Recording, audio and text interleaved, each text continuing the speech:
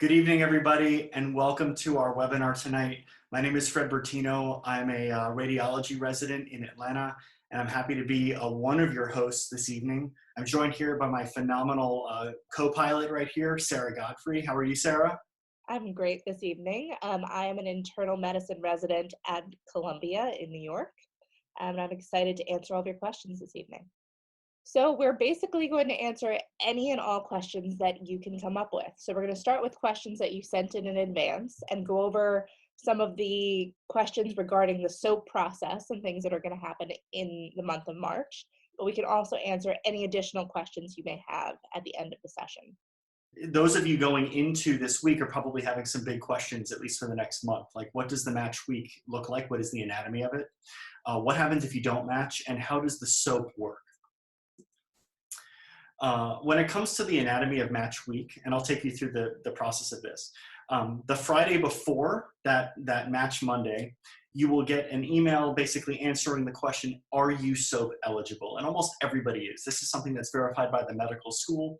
Chances are if you've made it to this point, you're entering the match, you will be eligible. I'm not quite sure what specific reasons why somebody wouldn't be, but it generally comes from the validation of the medical school. So if there's any concern there, you can reach out to your administrators. The weekend, I would advise you to stay calm, stay sane. You know, this is a stressful time, but you know, we'll get through it at some point. Everybody does. And Monday, the following of the official match week, is the beginning. At 11 a.m., you'll receive an email that basically answers the question, did I match? If you did, congratulations. You don't have to do anything else for the rest of the week. You can wait until Friday to hear your answer.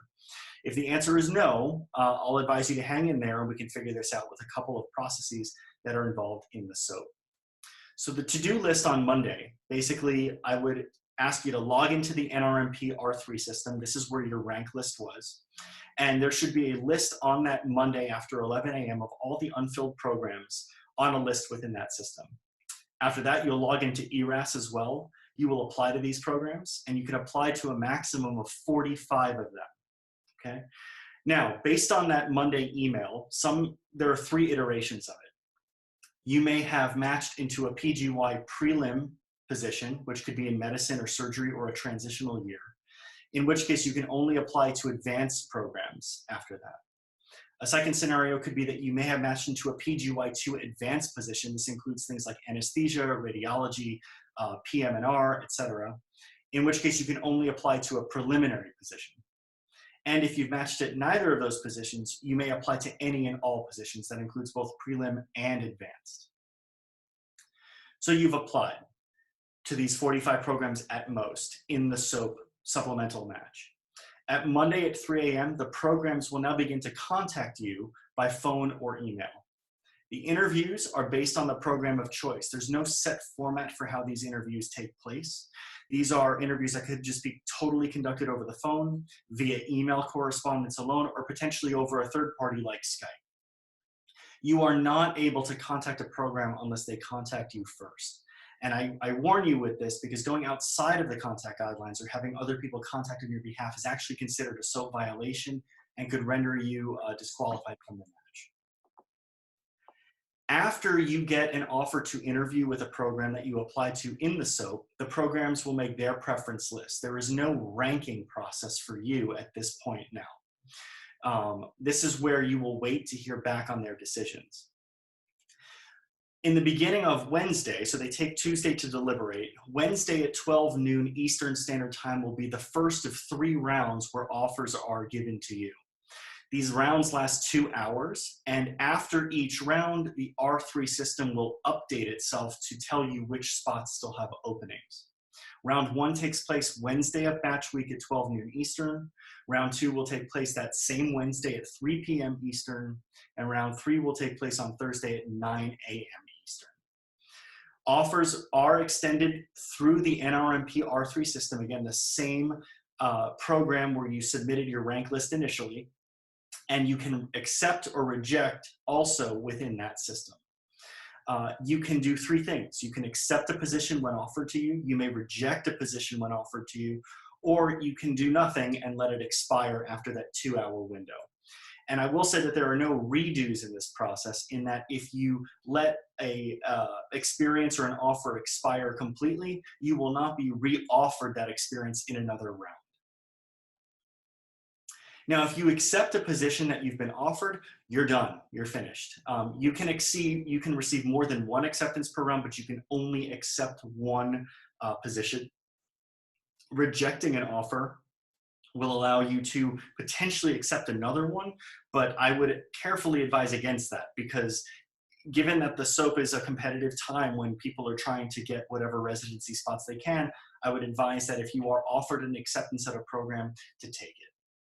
After each round, the R3 list of programs will update, as I mentioned earlier, and officially the SOAP will end on that Thursday at 11 a.m. So on Thursday at 12 noon, now that the SOAP is completely concluded, any remaining spots will be updated to the R3 system, and you now are allowed to contact these programs on your own to discuss any potential openings that did not match through the SOAP. This is where you are allowed to contact programs, Thursday at 12 noon Eastern Time. On Friday of match week, 12 noon Eastern Time, medical schools will have their match day ceremonies if your school participates in an event like this. Not all schools do. And then at 1 p.m. Eastern Time, you will receive an official email from the NRMP system with your match result. I know that schools that don't typically have match day ceremonies will receive their notification at 1 p.m. Eastern Time, so bear that in mind. So when it comes to your questions that we've been able to receive here, I'll throw this over to Sarah here. In your experience, what kind of recommendations do you have for finding open positions after the SOAP? Let's say you've gone through all of these processes. What do you do now if you weren't necessarily successful? Do you have any recommendations for our listeners? So I guess there are two options here. There is the list of positions that weren't filled during the SOAP, and then you can look at that list and try to contact programs directly to see if they are willing to accept an application post-SOAP. And then there's the question of whether you want to re-enter the cycle the following fall. And I know that's a hard transition to start thinking about, to have to reapply. But it can be a good time to think about what you can do at that time to really strengthen your application to make you a stronger applicant for the next cycle around. And whether maybe there might be a shift in what specialty you were looking at or what geographic region you were limiting yourself to, something to open up more possibilities for yourself in the next cycle of applications. Mm-hmm. When we think about optimizing SOAP, what comes to mind is ways that we can potentially make the system work better for us. In my experience, I'm not quite sure there are ways to optimize SOAP for any one particular applicant. So my advice here is that if you were to receive an acceptance in the SOAP process, again, my first advice would be to take the offer, because it's not guaranteed that in the subsequent rounds of the SOAP process that you would be offered again. In fact, statistics will say that on the, and this is freely available on the NRMP website, that most of the positions will get filled in the first round of the SOAP. So if offered, heavily consider the consequences of potentially rejecting that offer. Sarah, when it comes to optimizing SOAP, this is obviously a very difficult topic. Do you have any particular pieces of advice? No, I think I'd have to agree that given the time constraints and the number of people who are trying to get into these very competitive remaining spots, that you really have to ask yourself whether you're willing to not match rather than take an acceptance offer that was offered to you. I think that's pretty sound advice. Sarah, why don't you take us through some of these questions? Sure. So can you explain what partially matched means? So this applies for specialties that require a preliminary year. So for specialties that require a prelim year, you are going to apply for advanced positions as well as prelim spots, which can be at the same program or they can be at completely different programs. The match is separate for those two positions. So you may find out during match week that you have matched either into the prelim spot and not your advanced position, or vice versa. So the next question kind of gets into that. If you're only matched for a prelim position, can you apply for a categorical position and start with PGY2. Do you have any experience with that, Fred? So yeah, having some experience with advanced residencies. Again, these are residencies that would begin in the PGY2 year after an internship, including things like PM&R, anesthesiology, radiology, radiation oncology, etc. There are a list of these in the R3 system, but you can also Google some of the lists that would be considered advanced programs. And when it comes to applying for categorical position in 2021, the answer is yes. You are able to complete a preliminary year, a PGY1 internship, anywhere. And certainly that year would not be for naught. You are at liberty to apply for a PGY2 position in an advanced specialty after that preliminary year. But it is important to realize, however, that PGY2 positions in the match year have already been matched with the PGY1 match year. So for example, when I was applying to radiology, you essentially create two different rank lists. Some of you who have applied this year may already know this if you've applied to one of these advanced positions. And you basically create a PGY2 advanced rank list. And then for your supplemental rank list, which would be where you would do an internship, you create a new list of preliminary year programs only that would be matched to that particular area. So realize that matching into a preliminary position through the SOAP and then reapplying for a PGY2 year is possible. However, the programs that are open to accepting people as PGY2s would therefore have to have openings in their PGY2 class in which to accept you. So it does become more competitive simply just because there is a full class that had been previously matched. Do some of these programs exist? Absolutely they do. It helps to reach out during the off season before interviews are happening, when people aren't necessarily planning for this, to reach out to program directors in some of these advanced specialties and ask if there are openings in the PGY2 class, and introducing yourself as someone who will have finished, a preliminary year by next July. This could lead to an offer for an interview and can help you for the match when it happens. When it comes to what happens if you match in an advanced program but don't match into a preliminary spot, as we said in our previous slides there, if you match to an advanced program, you are eligible to enter the SOAP for a preliminary spot. So I would advise that you would enter the SOAP here, obtain an internship in either a transitional year, a medicine internship, or a surgical internship, so that you maintain that advanced program match. If you are unable to match into a preliminary spot, then unfortunately it invalidates your ability to get that advanced spot after, because that advanced spot really does bank on the idea that you've had your internship. Anything to add there, Sarah? No, I think that covered it very well.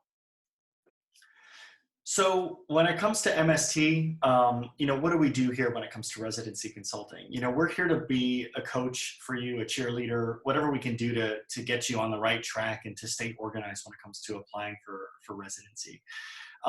We're here to help with interview prep, getting your personal statement in order, help you practice the idea of interviewing, but also even help you set up a travel itinerary if that's something that you need help with. We're really here to be very customizable to you and really try to play to strengthen those weaknesses that you might have, get you used to the experience that's going to happen so it's not necessarily going to be a big shock or scary, and try to make the process as streamlined as possible.